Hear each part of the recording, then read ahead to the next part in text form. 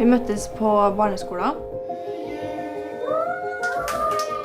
Og hun har alltid vært min beste venn så lenge jeg kan huske, egentlig.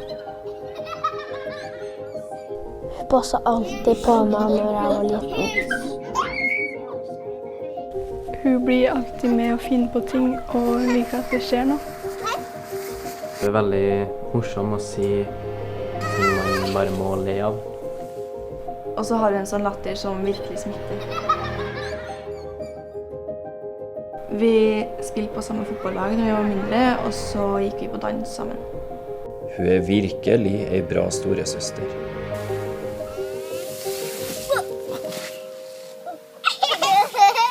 Hun er en sånn venn du vet at du har uansett hva det er. Jeg er veldig glad for at hun er storesøster.